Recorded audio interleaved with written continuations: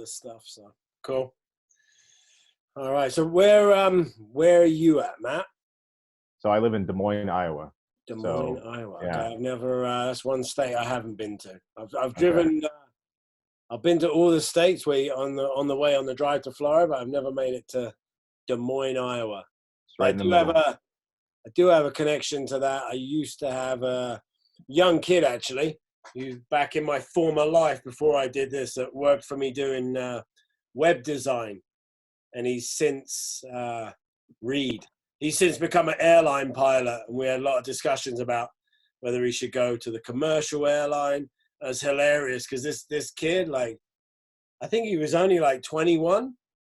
Like when he became a commercial airline pilot, and he looked young. Like he looked like he was 16.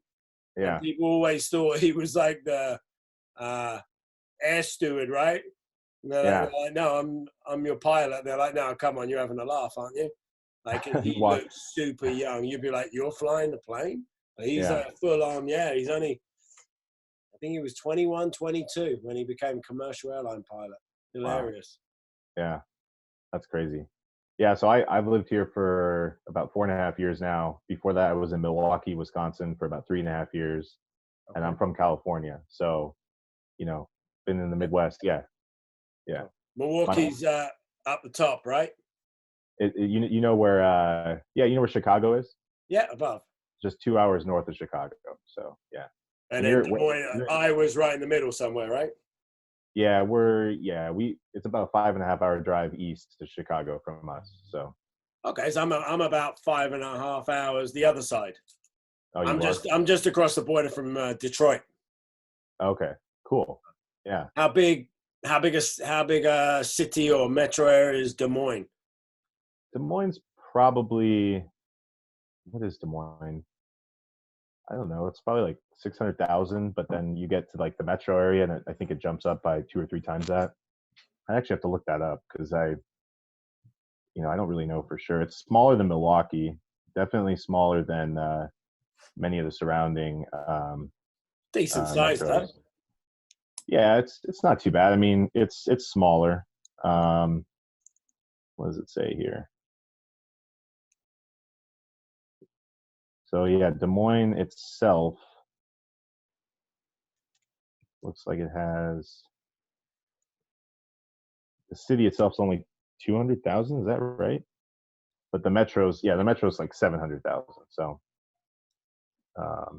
yeah, I mean, I guess it's smaller than I thought it was, but yeah, we have a couple. There's a lot of clubs here, a lot of like smaller community clubs. I currently work for a smaller community club. I was working for a bigger, super club in the area, and I just was not enjoying that. And what did you not enjoy about it? I didn't have as much autonomy as I wanted to do the things I wanted to do. I felt like the values of the club didn't match my values as a coach. It was a lot, very much results oriented. What's effective at this moment. But then they wouldn't say that, but then the actions would suggest otherwise. So it was always a tough conversation, and I think I rubbed a lot of people the wrong way, and then eventually got out of there. And after my own heart. Yeah, that surprises me. I would have thought you'd have had more autonomy and more kind of hands off in a large super club. Not really the direction it was going. No. It was a business. Like, let's be honest. How many players are we talking about? So I'm trying to think here. Ballpark. I would say U11 through U18 or U19 level is probably close to 1,000. And then below that, rec, all the, younger age groups, academy, probably another couple thousand. So around there. And now I'm at a club that has, total, grassroots, youngest ages, all the way up to U19. We probably have 600-700 kids. So it's changed quite a bit. I mean, that's still a lot of kids. It is, and but most of them are rec. So we have. What's the difference for you? Because I find this a fascinating kind of topic, and what what makes someone rec or recreational versus what's the next level? Competitive or travel or Sure. It probably, honestly, probably cost is a big cost? part of it. Cost, level of coaching. But here's the thing: is I'm considered like a professional coach, right? So that's what they call me, right? And Okay. here in Iowa, you're either a pro coach or you're, a volunteer coach. But I coached my younger daughter is a U6, and I coached her team and another team at U6. Uh, you know, and so they got pro coaching, Right. you know, but Which is great. it's rec soccer, right? But I think you need more coaches with experience working in those younger ages because, I was just looking at that document you sent. It was the what is it called, the keep the ball handout guide, right? Yeah. That you sent out. And I'm like, I hear the graphic that you have on that. I hear that stuff all the time. Kick it out of there, get it out, boot it. And this is at the rec level. It's like if you can just educate parents and players and coaches at that level, the importance of learning to make good decisions under pressure, prioritizing, keeping the ball, and not just dumping it, not conceding possession, players solving problems, I even if think it's right in front of their own goal. Then you can think about what you could do at the older ages if those kids have that foundation. well, I think it's one of those things that we hear, topic, right? We hear a lot about that we should have our more experienced, our best coaches. We should have them working more with our beginner players. And everyone seems to think that that's, um, a good idea, but I just don't see it happening much. It's Yeah. still, I don't know whether it's looked down upon or frowned upon that, but I don't see many clubs where they have some of their best coaches working with U6s, U7s. But I really, it makes more sense to me that you would have them work with some of those age groups because yeah. that's the age that you can make a huge difference. I've seen a lot of young coaches that when they first start coaching, they get, stuck. Again, I'll use the air quotes or, what do you guys call them? Air commas? Is that what, Yeah, I this don't know. thing. Yeah. Yeah. But, they get stuck working with younger teams because it's almost like, oh, I've made it. Now I get to coach the older teams. I get the glory of, wins and this and that. And in fact, I've seen some really good coaches, A licensed coaches with 30, 40 years of experience who are so good with those younger kids. But the problem is they're so few and far between because I think a lot of coaches don't take the time to learn how to work with younger kids and like the type of demeanor you need and the things you need to focus on and the activities. And we did so I run our academy in Iowa. Academy is under nines, under 10s, but it's the under nines and under 10s on the path to playing more competitive soccer. That's what it's called. And Yeah, I love these discussions because I from yeah, state to state and yeah, club. I'm like, okay, so explain to me what it all means, what the terms right. mean. So here's what it is. It is I'm the academy director, and this is a new program at our club. And a lot of the bigger clubs have academies where they have at nines and tens. The idea is to prepare these kids to play what we call select, which is more competitive soccer, um, in theory. Um, and what happens is the parents pay more money, Okay. but they get more training every week. And I put together like a season long curriculum. I have Yeah. a methodology that I use. It's a little more structure than again, going back to the rec conversation. It's a little more structure than that, but I use parent volunteers as my coaches, my team coaches, and then I work with them to try to mentor them and say here's what we want to do in our academy. And it's a lot of like getting the vocabulary out of there, kick it out, get it out. you know People have an absolute panic attack when the ball is in your possession in front of your own goal, but you still have the ball. I don't understand. It's like I can't understand that, and you're yelling and Quick, let's freaking out. give it to the other team. Yeah, and so just trying to educate at that level. And then I'm working with some of the rec teams as well, and sort of trying to close the gap on both sides. And we have a volunteer DOC. That's where we're at with the club, right? So the structure for us right now is we have a lot of volunteer board members who do a lot of the heavy lifting that at a bigger club uh, people would be paid to do.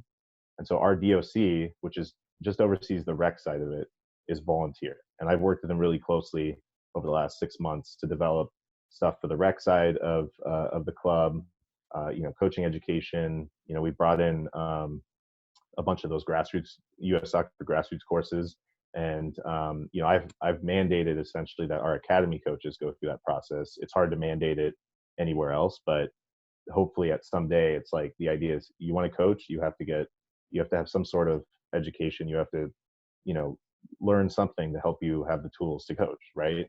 Yeah. And so, I think we're making strides in the right direction, but it's really hard. And I think a lot of it has to do with like the culture, the education of the parents, the sort of like learned stuff happens on the sidelines. Like, no one has ever said why it's bad to have the ball in front of your own goal, but everyone just goes, "Oh, kick it out, get it out there," right? No one has ever said, I heard someone, I can't remember who it was, but I heard someone who was from the US the other day talking about this, and I thought they had a very good explanation or analogy, which was, how do you think parents on a basketball team would feel if every time the kid got a rebound, they just threw it down the court as far as they could? Yeah, and I think that is kind of that they would understand, right? If they saw that over and over again, they'd be like, "What is this?"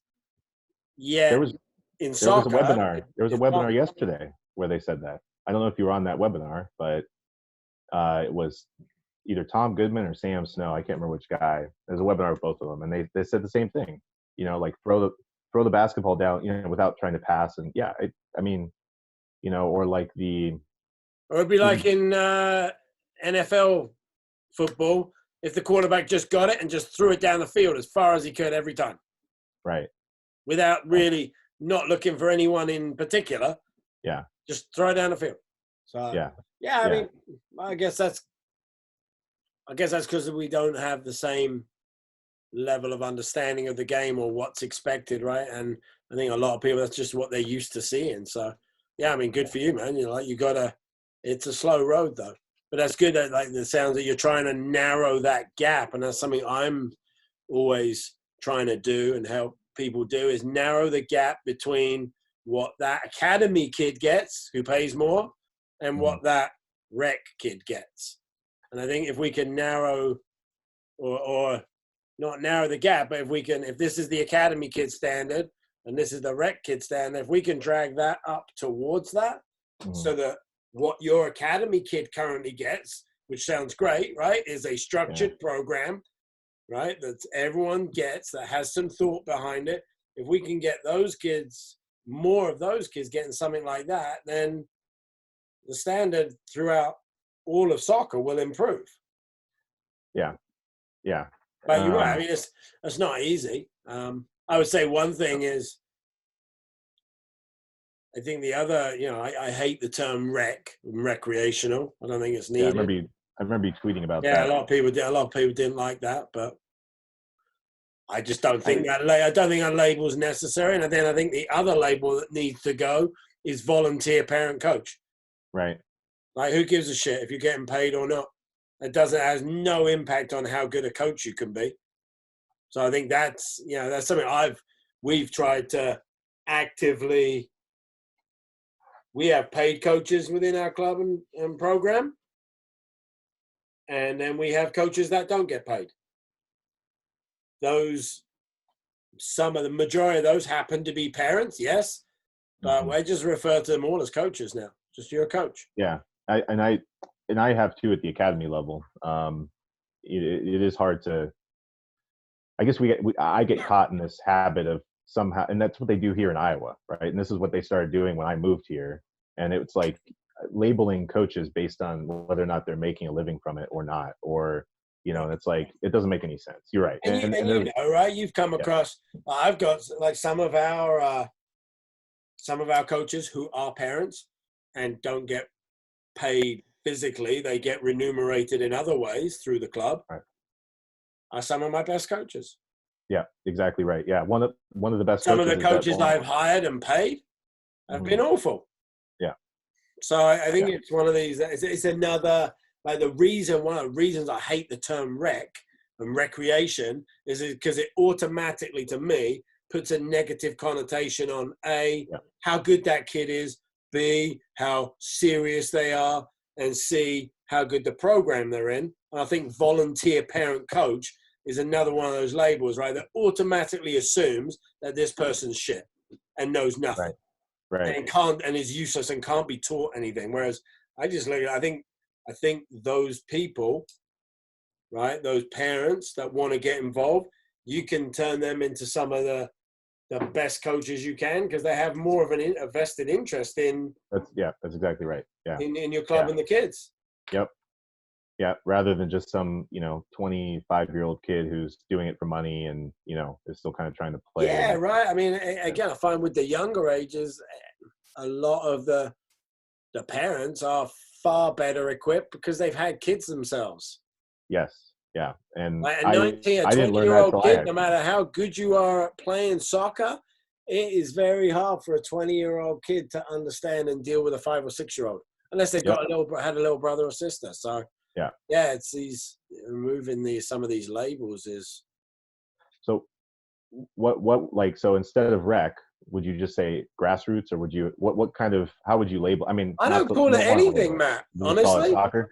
yeah. It's like Yeah. we have a club. You join. You're just everyone at our club, and So we have 2 academies. We have 2 separate locations that make Hmm. up our club. Everyone, whether you're 5 years old and you play within our club for now, whether you're 13 and you play in XYZ league, you're just a player. You're a player at our club. That's it. And Yeah. we don't distinguish between what program you're in, what coach you have. You're just a player at Southwest United. That's it. There is no you're in the rec program and you're in the competitive program. It's everyone is a player at the club. You're all members. Everybody gets same opportunity to coaching, training. Everybody gets access and exposed to all the different coaches. And then you may play on one of our teams that plays in X League. You may play in festivals. You may play internally only. But there's a lot of different factors that will determine that, right? So Mhm. it might be the parent's ability to travel. Right. At the older age groups, it might be your ability level and readiness to go play at that level. It might be down to the player. Do they want to go play that or not?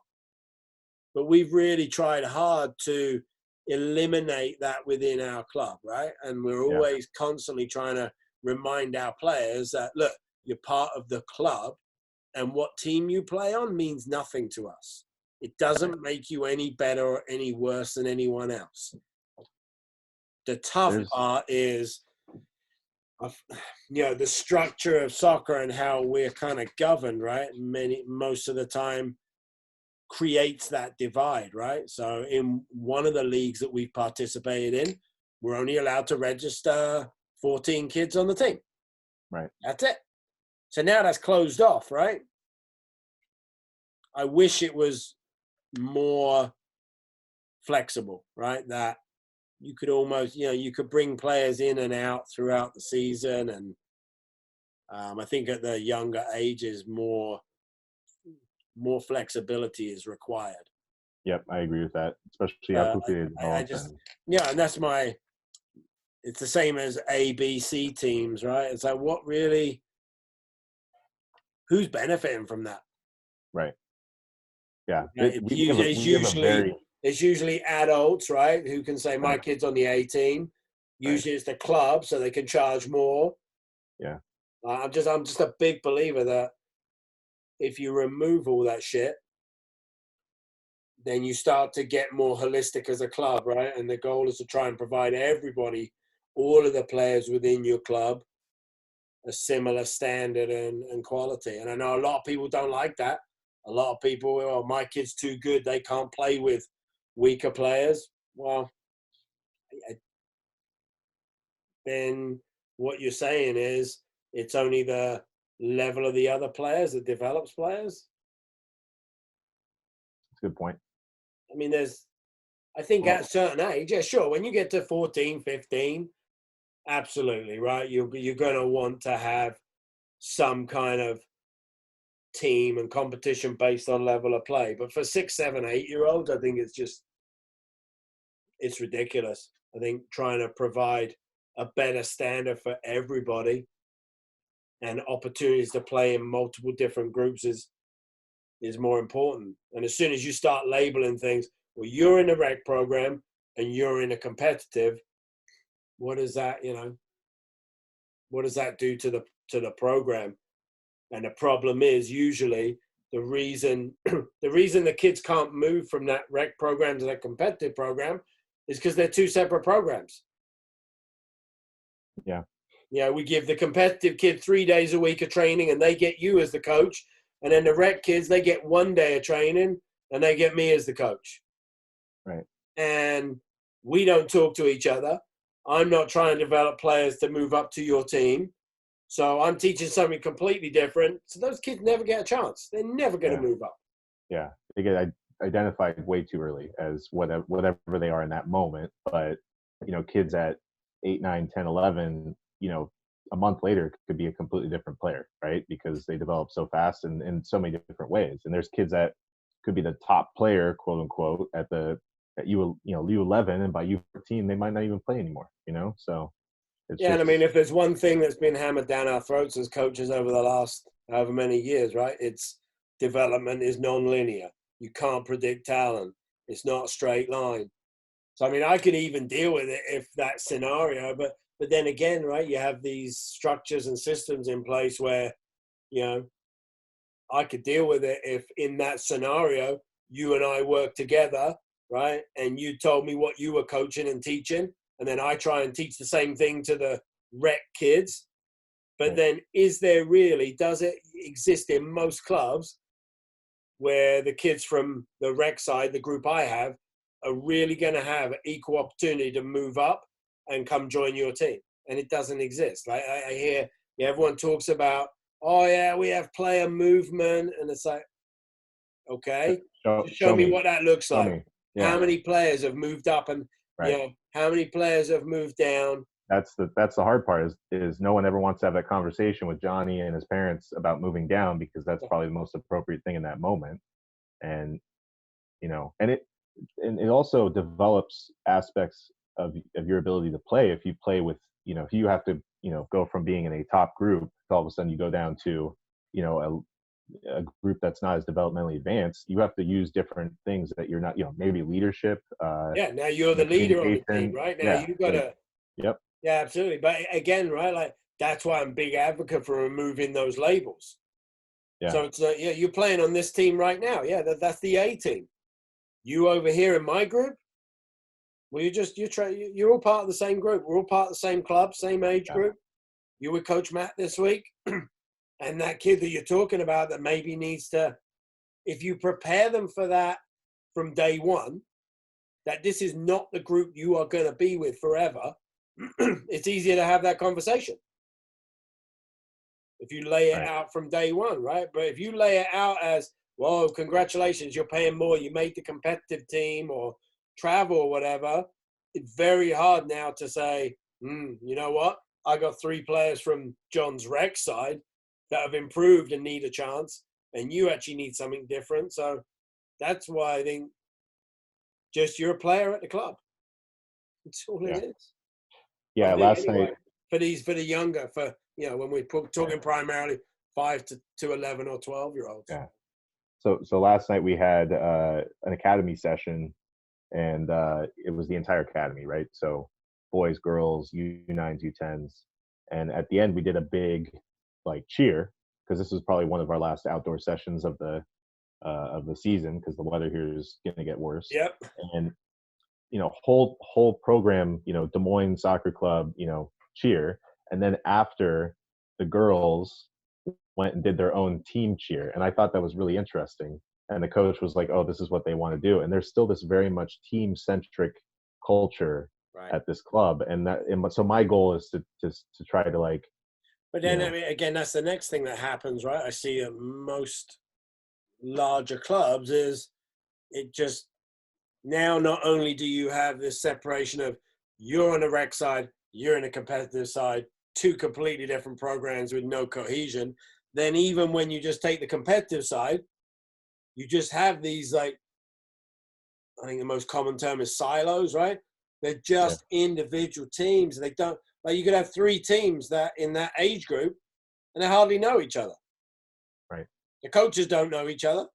Our right, players don't know each other. So again, right, like removing those basic labels, I think just helps you become a club and right. integrate your players, right? And it shouldn't, like, to me, everybody in your age group should know each other.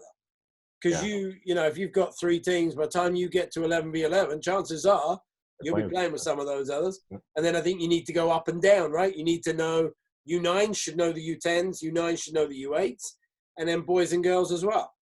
yeah, That's, yeah. that's not easy. The interesting thing, the difference, the main difference between at the nines and tens, whether or not a kid ends up in academy versus, as we call it, rec, is because their parents decide to pay for academy versus rec. So there's no selection process, there's no identification process. We're not allowed to, cut kids, which I don't think you should at that age. But we're also not. There are kids that are in that quote unquote rec program that probably should be in academy, Yeah. and there's just not much information about it yet because it's a new program, and then vice versa. There are kids that signed up to play in academy that would really benefit from playing in a rec environment. As again, going back to that's what we call it, right? So for lack of a better term, and so I've had then that conversation with a lot of our players that play on our teams that go play other teams. That's right, all I call it. And I've had that discussion with many of them. I'm like, listen, this doesn't mean anything. yeah, I said, really, all this means is that you're lucky that you got a mum or dad that's willing to pay more money for your soccer yeah, and has also got the ability and the time and willing to take you to all these right, other places. right, That's what it means. So right, thank your mum and dad, because really, it's not that you are some superstar, right? yeah.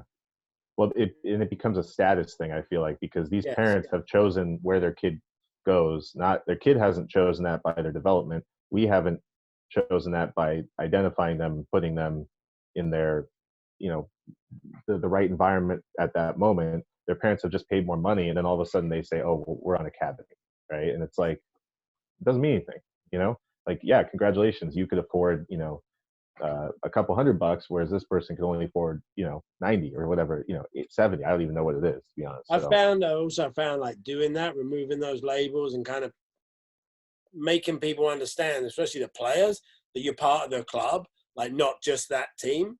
Like they're also much more accepting of players of lower abilities. They're accepting of playing with them and practicing with them more. Like I found it's definitely been it's been a benefit for us anyway in the type of club we wanna develop. So yeah, well, we're brand new. Like we started in June, basically. So it's and it was two sort of community clubs right next to each other geographically that decided to work together and form this club to maybe better represent the entirety of Des Moines. And even then, we're still more on the west side of Des Moines, So there's kids on the east side, north side that we don't really provide things to because geographically maybe they can't get there. So like the next step would be to try to find a way to have more of an impact on those sort of regions of our city. And we're not sure how we're going to do that yet, but so yeah, it's brand new. So there is people have these team centered identities, and then they have this, hey, I came from this club, as opposed to we're all one club now. So it's just yeah, finding ways to like bridge that gap and you know unify people has been a challenge.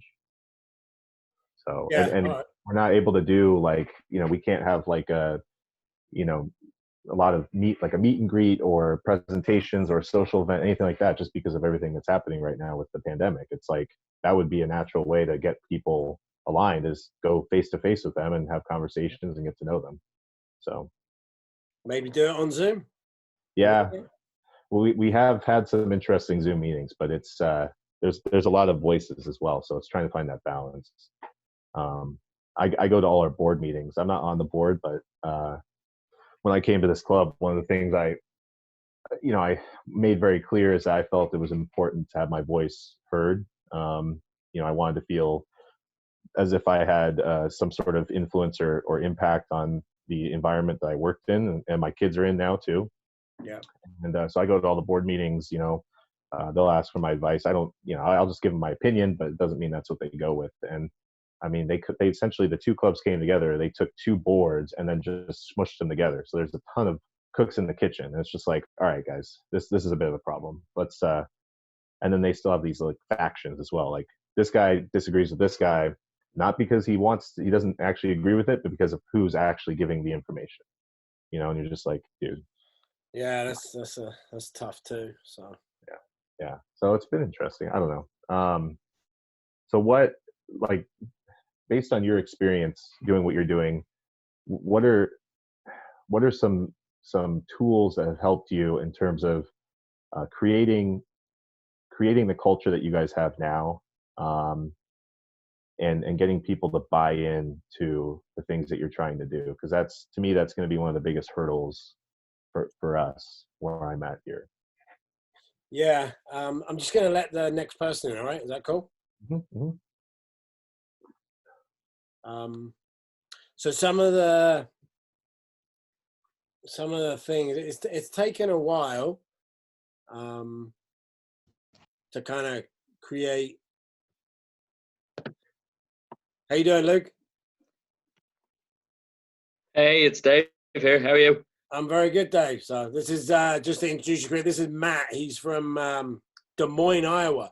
You're from Ireland, right? Correct. Yeah. Dublin, Ireland. Yeah.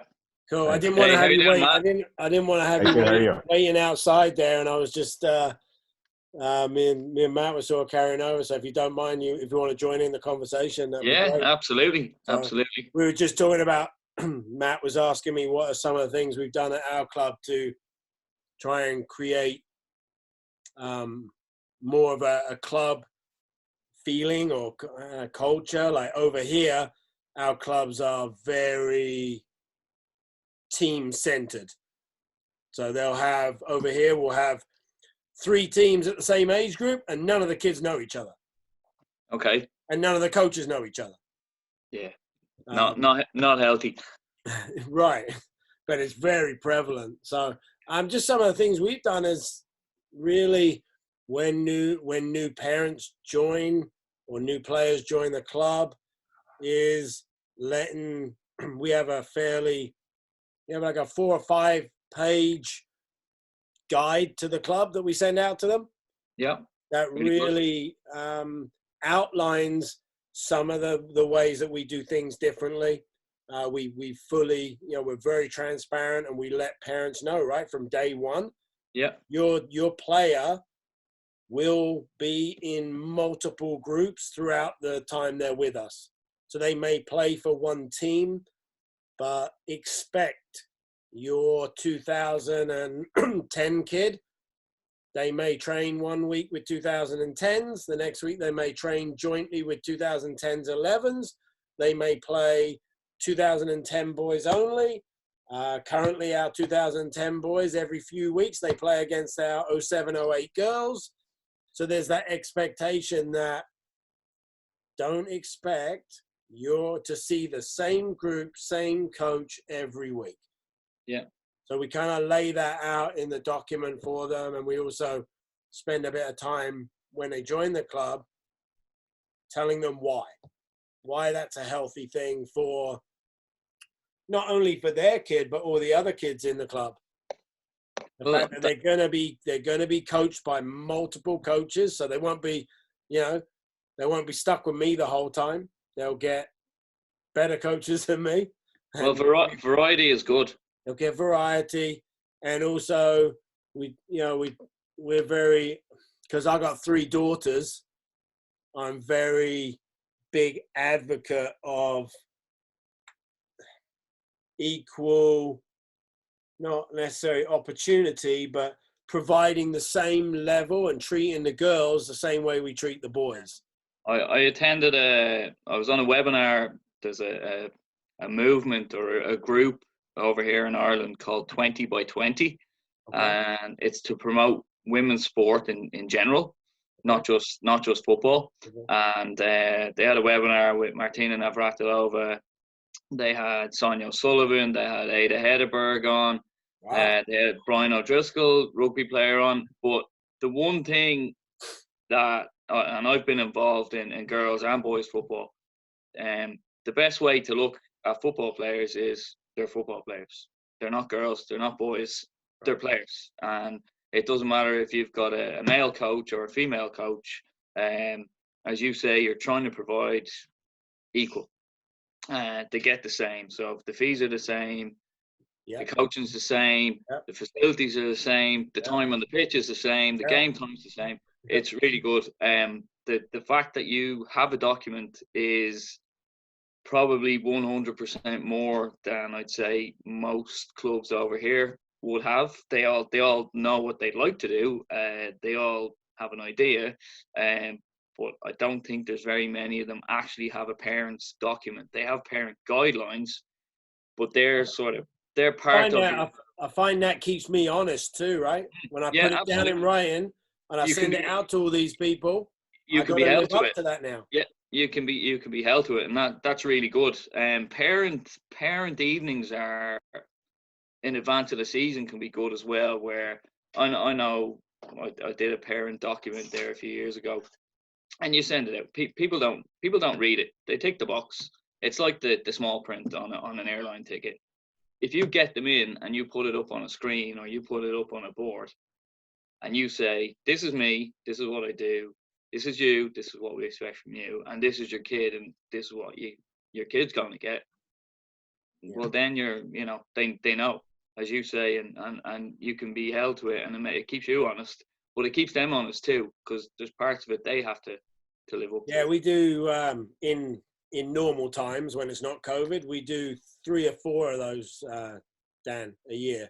So we have one the week that we start our season. And I pretty much tell all the parents it's mandatory. You got to come, and you're dropping your kid off anyway. So while the kids go do their session, you've got a half an hour, right? And then we do one in 3 months. Yeah, we do like three of them throughout the season, and that again is a great thing, because if you have any parents that are disagreeable or don't know what's going on, it's usually the ones that didn't bother coming. Yeah, I've noticed that. Yeah. What's the club you're involved with, Matt? My club's called Des Moines Soccer Club, and it's a relatively new club. I was just telling John that we started probably in June. Almost like, well, the wheels were in motion before the pandemic, but I joined them in June, and that's when we kind of got our season started.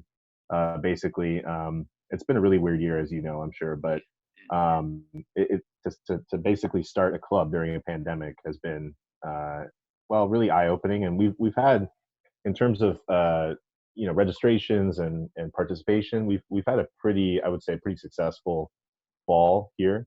So hopefully we can continue building on that momentum going into the winter and spring, and then at some point there might be an end in sight with all this stuff, maybe a vaccine or something, and then I can really try to start doing some of the stuff I wanted to do with programming and stuff like that. So I think the key to whether you want to call it culture or whatever is really being transparent with the parents and prepping them ahead of time, right? Like we don't really have any problem anymore with mixing groups around and creating different, boys versus girls, co-ed sometime, because the parents know it's coming. I think a lot of the time where we get problems with the parents, or we had in the past, was just because they didn't, what they expected, and then what they saw was different. So they expected their reference point, right, was my kid is going to be with the youth. My kid's a 2007, So he has to be with all the 2007s all the time, and he should be with the same coach all the time, and that's what I expect. So by just really being upfront, I mean, even if you look at our website, that's all it talks about is these are our philosophies. This is how we do things. So we're almost to the point now, right, where we it's almost with parents, or if this isn't what you're looking for, then they don't join.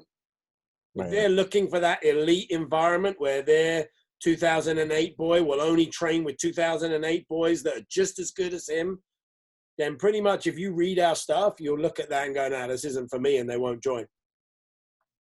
So we're slowly, right, the beauty of what we have now is majority of the parents and players at our club now, they all believe the same thing. They think the same way. Yeah, and that's just really because good. we've communicated that, right? We've said, listen, this is what we're going to do. Then they probably become an advocate as well for what you're trying to do, because then they see it through the lens of their kid and their kid's experience, and now they can talk about it to other people who are on the fence or are having trouble buying in. And so that's, I think that's really important, being transparent and setting those expectations early. And it could go either way, right? I mean, you could go the other way and just say, we're not about that. We are going to be only U10 boys elite. And that's fine too, if that's what you believe, but be transparent, right? And communicate it. The one thing I would say is that I've learned over all these years is you can't be everything to everyone. So we don't get, my club, we don't get those really good U10 players. They don't join us because that's not what we're about. That's not what those parents typically want for that child. They want their child to be on the best team, traveling as far as they can, playing the best. Like, that's not us. So we have to sacrifice. We just don't get those players. But it's not a sacrifice if they're not aligned with what you want anyway. And we'll see in 10 years what those players look like, right? Because I think your philosophy, it makes a lot of sense from a broader developmental standpoint. So we will take our club and academies. We will take a lot of players who have zero ability and talent, and we will develop a lot of players into players by the time they're 12, 13, that are like a 6 or 7 out of 10. That's it. That's all we'll ever do. We'll never have a championship winning team. Like, we've been playing 5 years. We've never won anything. Yeah. I've got a bunch of boys. They're 03s, so I've had them since under 7, and they're now under 18. Wow. Gee, yeah. And of the 18 players I have 14 of them since under 12. Wow, that's good. Of the 14, I have 7 since under 7. And my aim, when they were under 10, 11, there's 18 leagues with 12 teams in each league in Dublin alone. And wow. They were the bottom of the bottom. We made it fun. We made it interesting. We didn't focus on winning. We focused on development. They're now playing in the second league because they've just stuck together. They've moved. They've grown as a team. They're all good. They're all mates at this stage. And I would say that obviously college and life and getting a job, is going to happen over the next 2-3 years for them all. But if that didn't get in the way, I would say these guys would play. They'll just keep playing. And to me, the result is if they're playing when they're my age, I'll be over the moon. If they're still interested in football, if they have a job, if they have a whatever they want in life, that's fantastic. But the aim was never to have them sort of be professionals and stuff.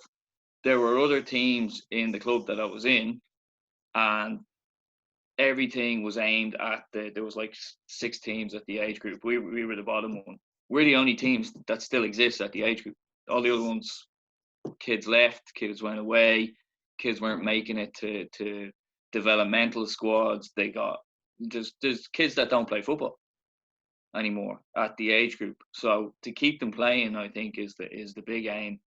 I suppose what I was trying to find out from you guys tonight was I read my Twitter feed, my Facebook, all my social media. It's completely football.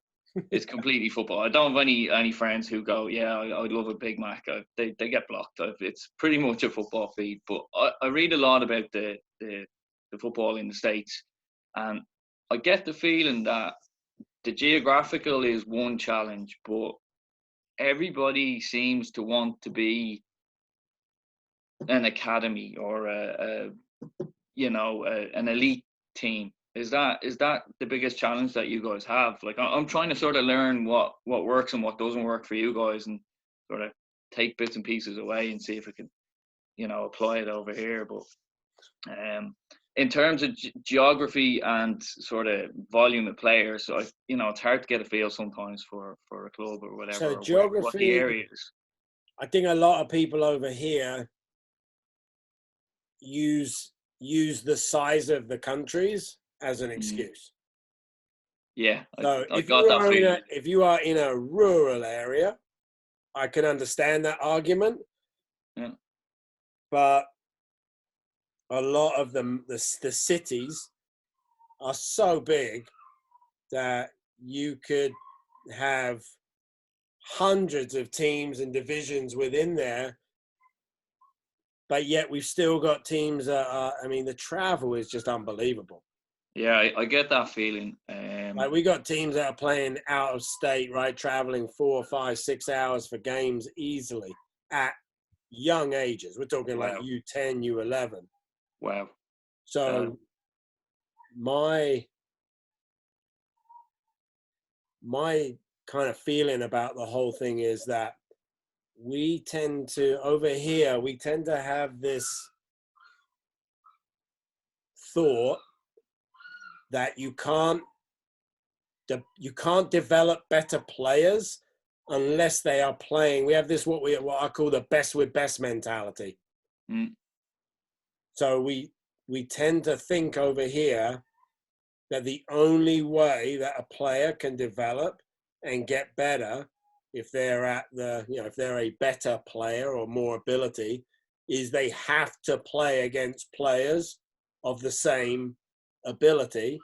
And that is kind of what drives the travel, right? Okay.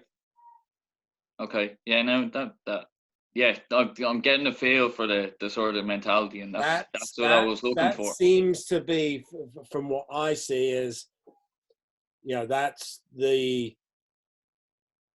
which to me is kind of it doesn't make sense if you look at even the professional level of the game, right? That's like saying someone like Jack Grealish can't develop into a top player because he played for Aston Villa and they were in the Championship and they nearly got relegated last year. Like, it just doesn't hold true. And if you look at, doesn't like Barcelona and some of the top academies in Spain, they play against local teams, and even I think as well in I've seen stuff in Belgium and Holland where there's a lot of mixed match scores, right, at those ages. But Belgium don't even play competitive football till 14. Yeah. They don't even put them on the big pitch till they're 14. But I've seen like score lines with Ajax juniors, right, beating teams. So that's it seems to be here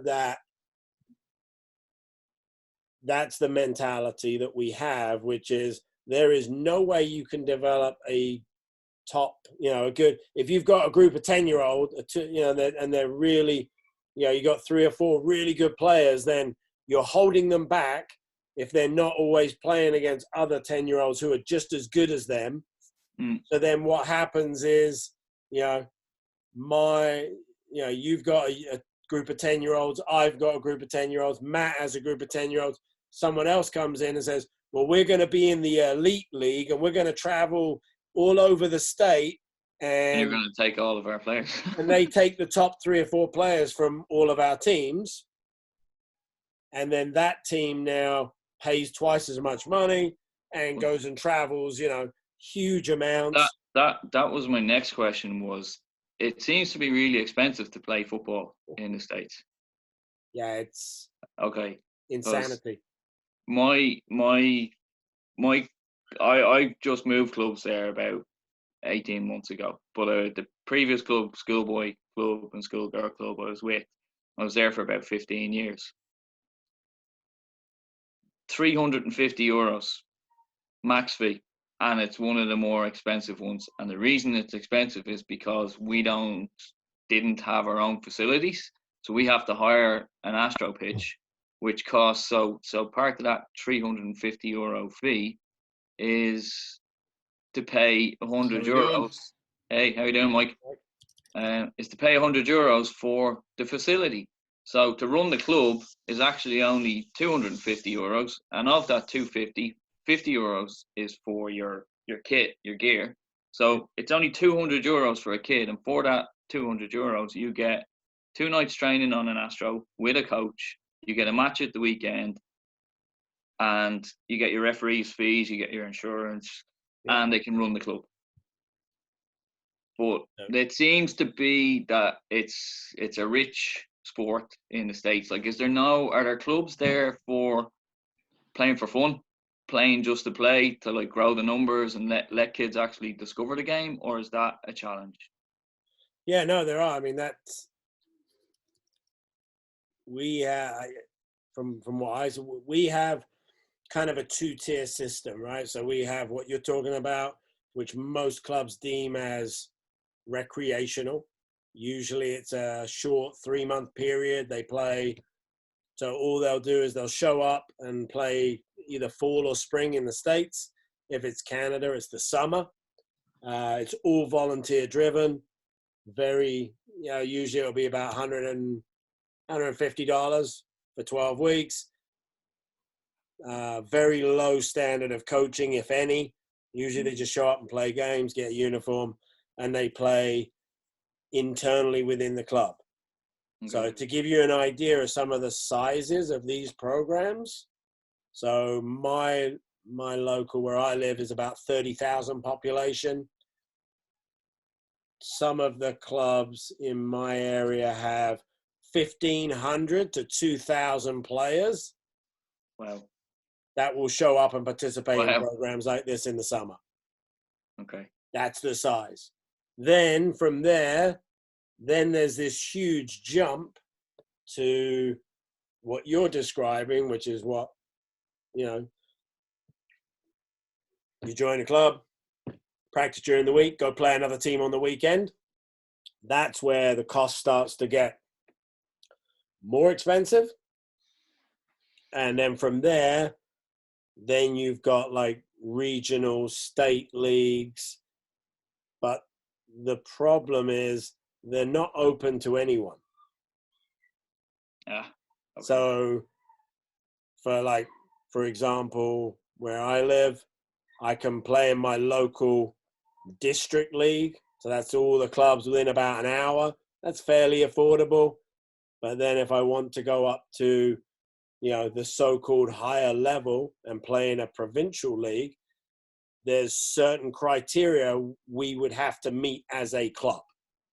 Okay. Which are hugely costly. And then it just keeps bumping up the cost. So yeah, you've got a lot. I mean, you've got a lot of people playing to $1,500 to $3,000, $4,000, $5,000 to play soccer here. Just would not.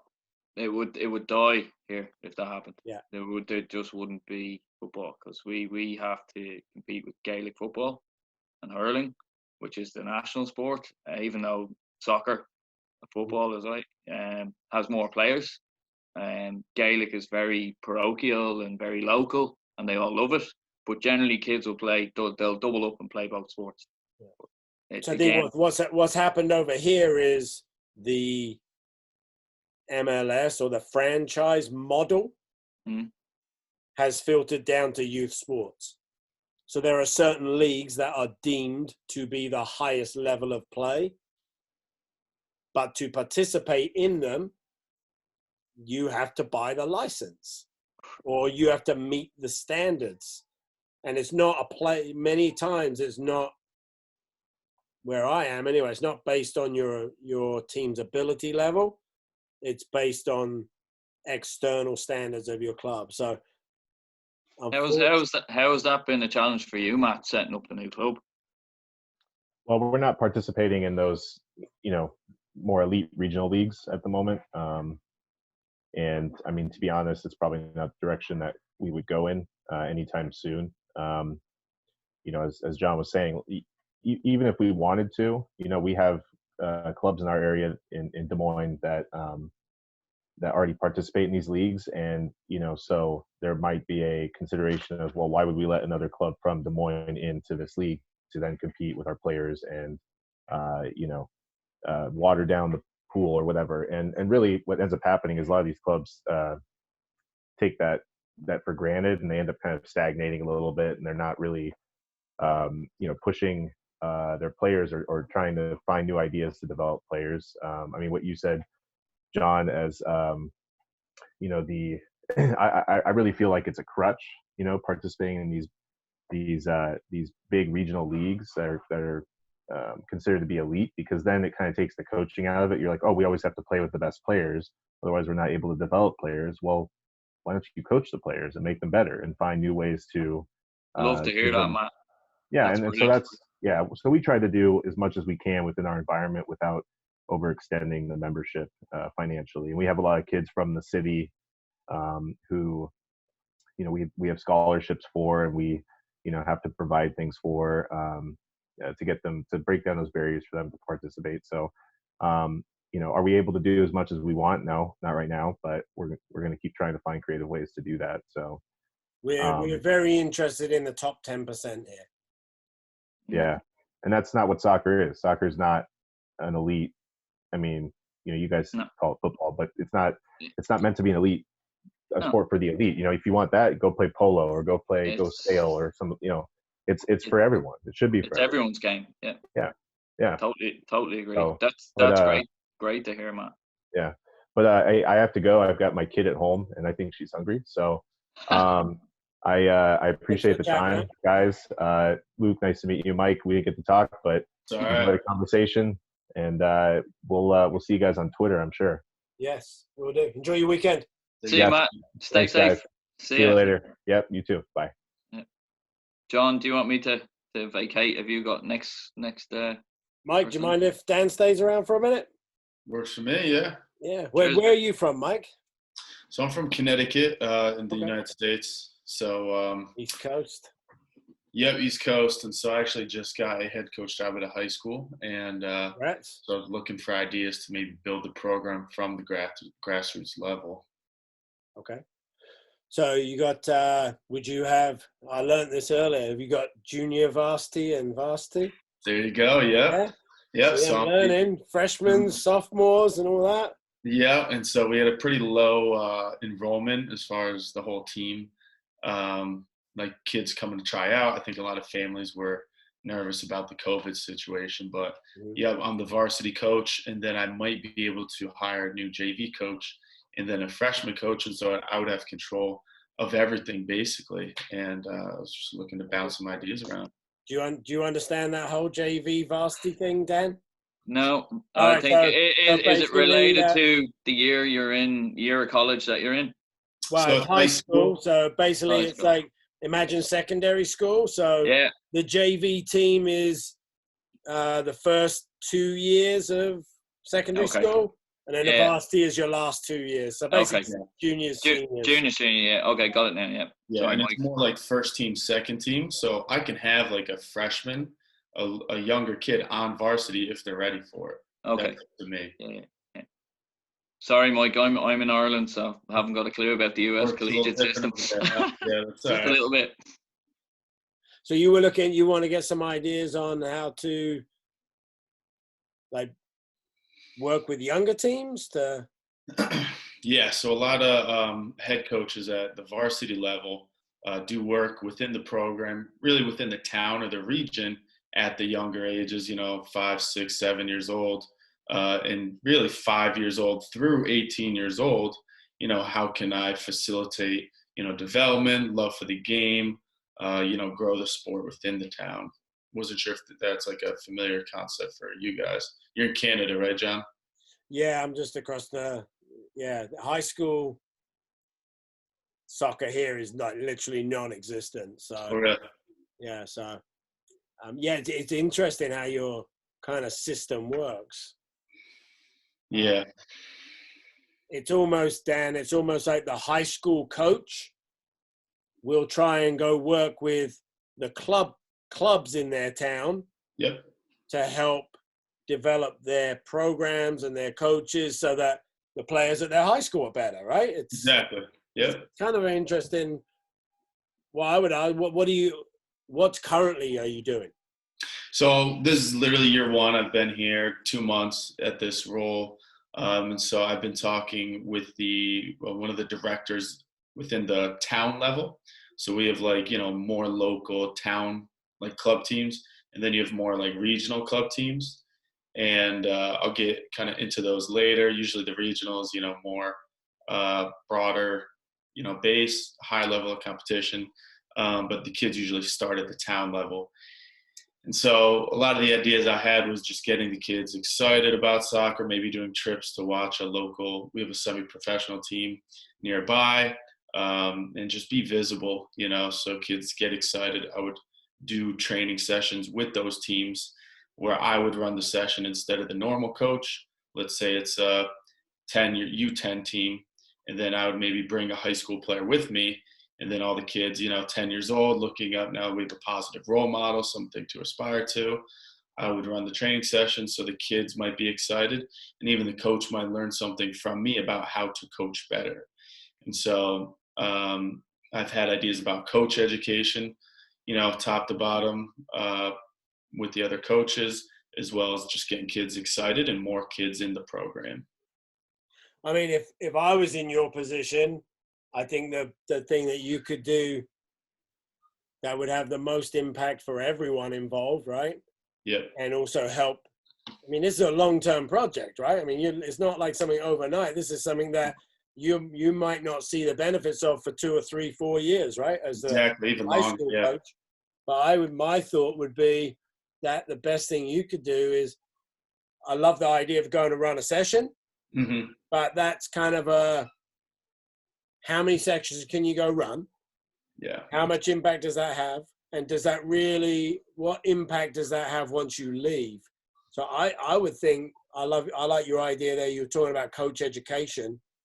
So could you create a program whereby, you can kind of start to work with all the coaches in your area that has more of a lasting impact, right? So instead of you go in and you do one session with my team, that's fantastic, that one session, but then they're back to me next week. Yep. Could you help me, right, longer term? Could you help me so I can do better sessions every week for those kids rather than seeing you once every 3 months, a year, right? So I think where you could have the biggest impact is helping more coaches at the younger or the bottom levels, mm-hmm.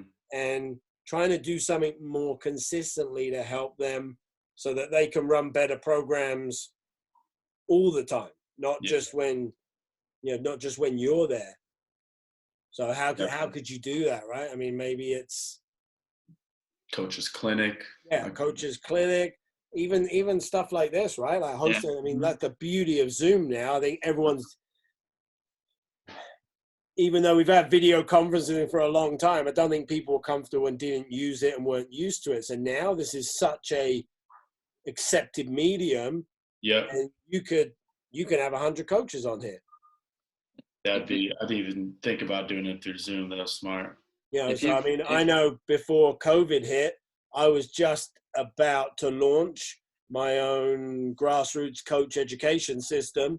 I was just about to go to 2 clubs and train like 20, 30 coaches. And then that was, no, you're not doing that, John.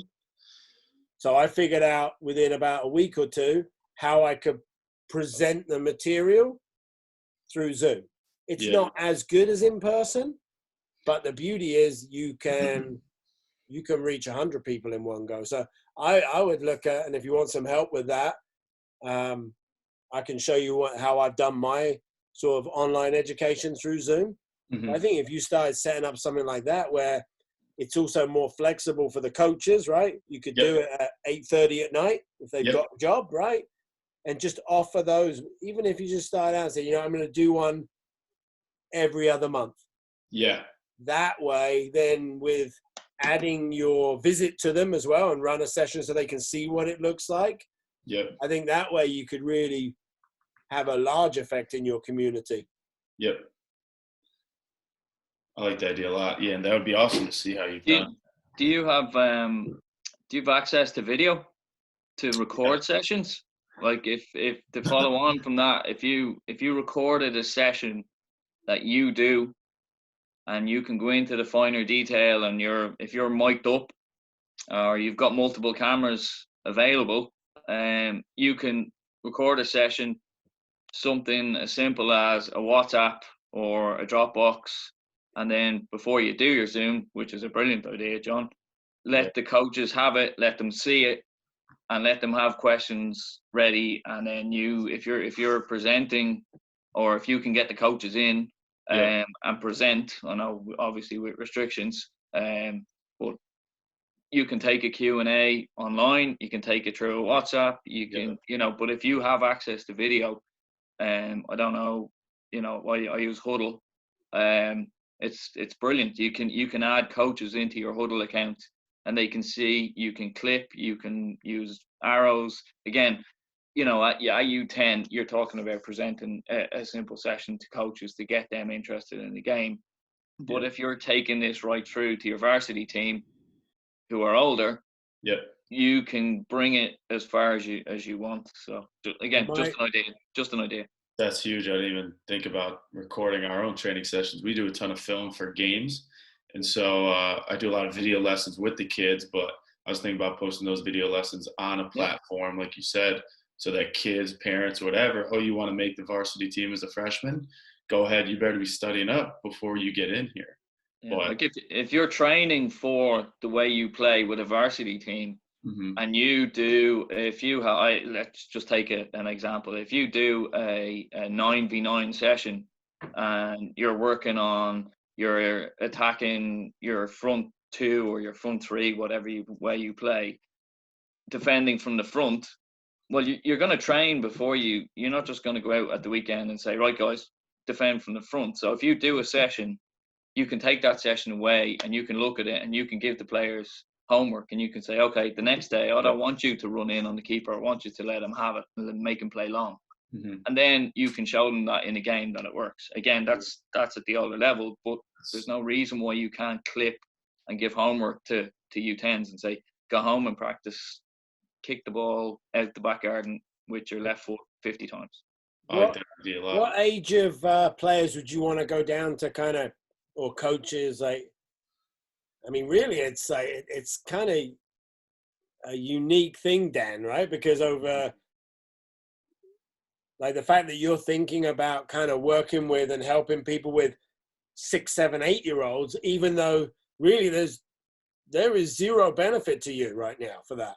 Yeah, you're right. Like, I can understand you know, like typically the mentality, well, I'll go work with the 13, 14-year-olds because they'll be in high school next year, right? And then I'll get the benefit. But I mean, you're talking about even going further down the ladder, right? Yeah, both. Yep. So that might be where the challenge comes in, because your videotaped high school sessions are not going to apply to those kids. So maybe what you're going to want to do is look at a couple of maybe concepts. Yep. So look at, how do you want, your varsity team, the top team, what are the traits and things, and then maybe boil that down to when you're doing these sessions for some of the grassroots or the younger coaches, like, okay, this is what you would want them to be trying to work with those players, right? Yeah. That's an interesting. I mean, that's. It's almost like you're the first team of the club, and then you're going to go work with the academy coach, and then the grassroots. Yeah, and I think you're right with the concepts. The lower down you go, the simpler it needs to be. We have like 3v3 tournaments in our area, Yeah. And so one of our things, from I think they go as low as 7 years old. Let's just have fun and just let's get 4 teams in that tournament instead of 2 or 3, and just by volume in some areas and just by excitement. I might even do something where they have a little mini tournament before the regional one and say, hey, whoever wins this mini tournament, I'll coach them during the regional 3v3 tournament. And then hopefully, 7 years old, they're like, oh, wow, the varsity coach is going to coach us. We're definitely going to win. Maybe get a big turnout, whatever. Here's an idea that I'd love to see you do, right, is host your own little 3v3 tournament. Yeah. And invite young kids to play with your high school team kids. That would be cool. So have a high school kid, right? A high school kid player. Yeah. And then two little kids on the team. Yep. That would be very cool. A mixed squad. Yeah. Absolutely, that might be good right? for those middle schoolers, for the 12, 13-year-olds, the kids about to come in to high school. Yeah, make it integrated, right? Yeah, I like that a lot. I mean, the one benefit of this of what you're doing is, how do you feel that the clubs and the coaches will? You're not really competing, right? You're not competing for their players. You're just reaching out to help them out. Yep, and hopefully they, like you said, they want that help. Yeah, that's. But I think if it's presented in the right way, why? Yeah.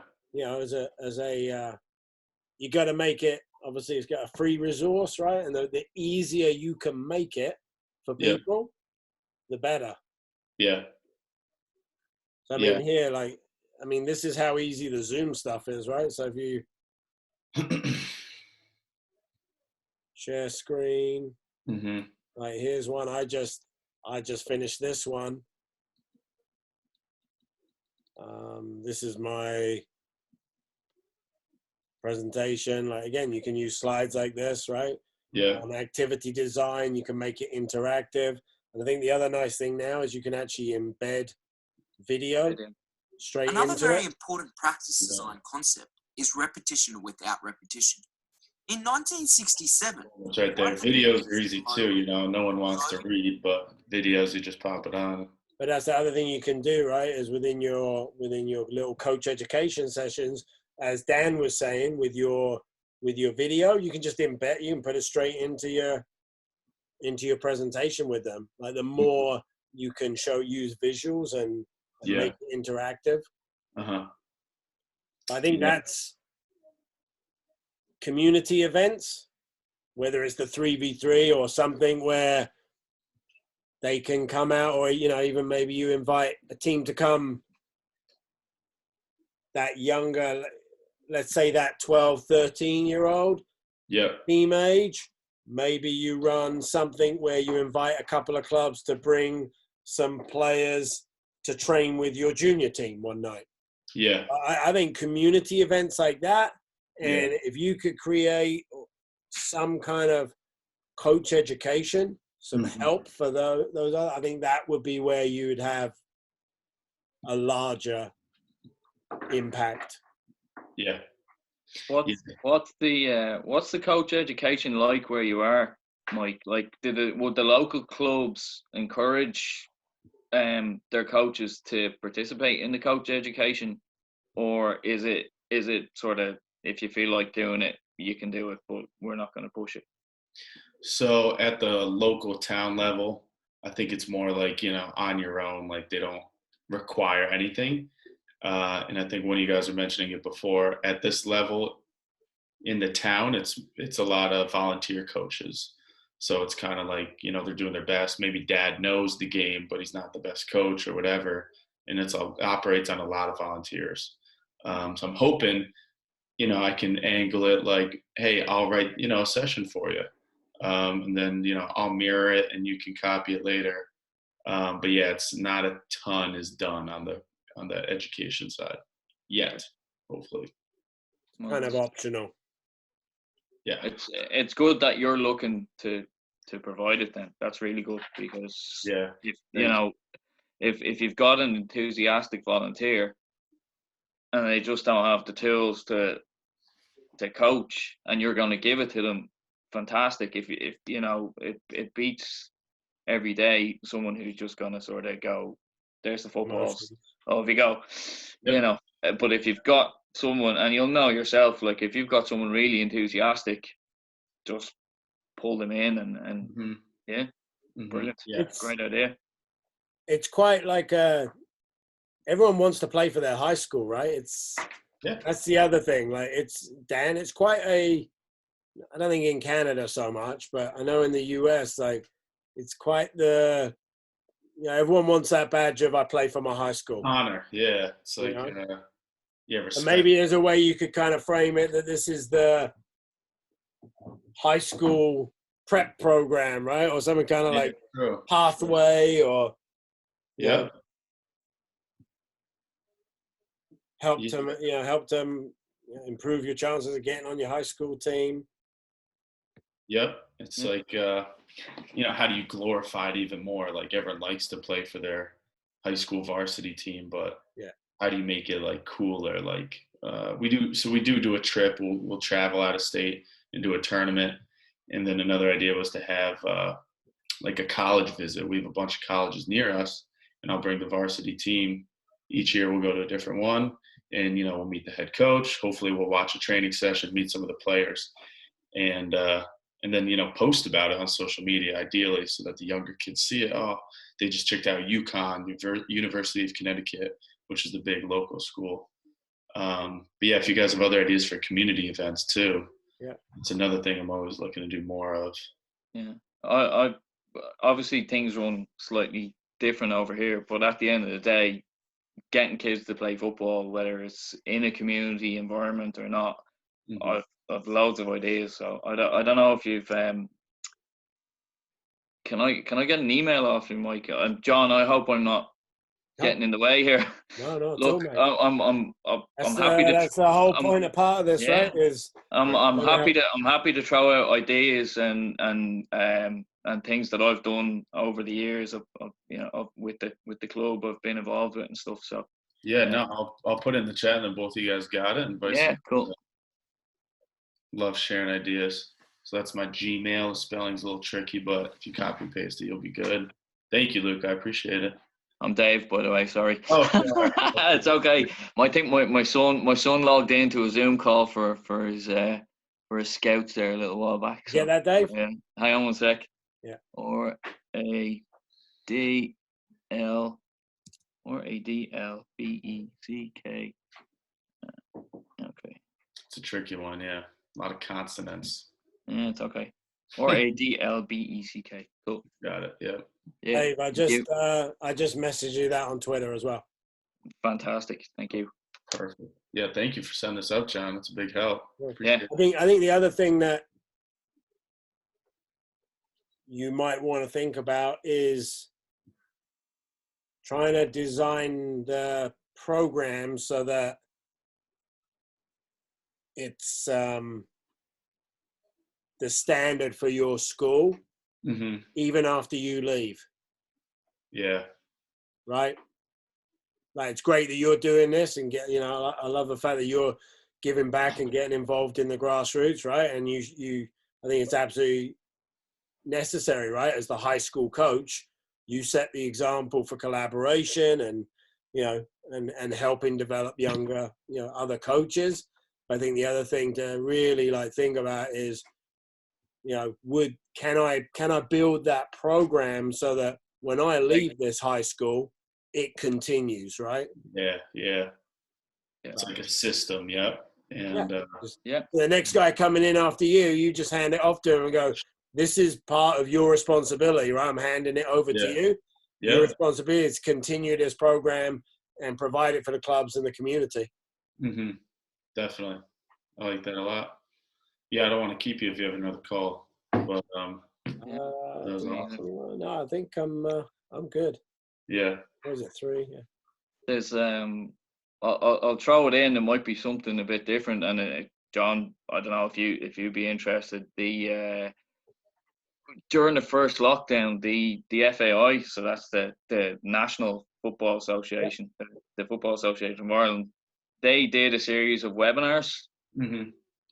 As far as I know, I think they're all on. Look, you can find anything on YouTube these days, but I'll send on. I think I have an email with a link to all of them. Okay. And they have basically guest speakers in. So you've got the under-21 international manager. You've got the women's national manager. You've got Football for All, which is people with disabilities. Literally, they touch on an awful lot of football areas. Yep. But I think I watched. There might have been 8 or 10. I definitely watched 7 of them. And picked up and these are guys I know. They're local FAI guys. Okay. They're tutors. They're UEFA tutors as well. And I still pick up bits and pieces that I've tried to take into my own team and my own club.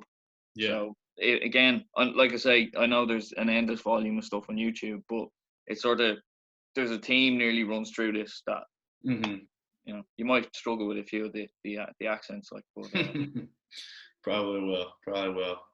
Cool. But yeah, no, I'll definitely check it out. You like you said, YouTube has everything, but sometimes it's too much and it's hard to sort through. So I'll definitely check those out. Cool. John, Mike, I'm gonna go. Been an absolute pleasure, John. Really appreciate it. Yeah, no worries. I'll be doing more. So if you want to jump on and got more questions about. Listen, I would sit here and talk about football all day, every day, probably like both of you. So I'd love to catch up again sometime. Sounds good. Okay, stay safe, guys. Okay, bye. Same to you. Cool. So I'd love to hear about what's going on your end, John. I hate to talk about me all day. I don't know if you got time or not. No, just busy running, trying to run our club, and I'm doing a bunch of work on some sort of coach education stuff with Grassroots. Grassroots is, I don't even know what you call it, right? But Grassroots, young 5 to 12-year-olds, beginners is where I'm interested. Like I have no interest in getting into your realm there of high school ages and 11v11. So it's good to have a niche. Yeah, just trying to work on lots of content to help new young grassroots coaches out, or old grassroots coaches. All types. Anyone new. So yeah, I mean, when you get to your stuff for the sessions and stuff, ideas for the younger kids, just give me a shout, and I'll help you out with a few of those the content for that. That'd be cool. Yeah, appreciate it. And then I'll be doing these again, some more in the future. So whenever you need some help with anything, just jump on one. Or if you just want to talk to someone different, get some different perspectives, jump on and we'll have a chat. And if you need anything, just send me a message and hit me up on Twitter. All right. Perfect. Yeah. Thanks, John. We'll let you no worries. Have a great weekend. All right. You too, man. Later.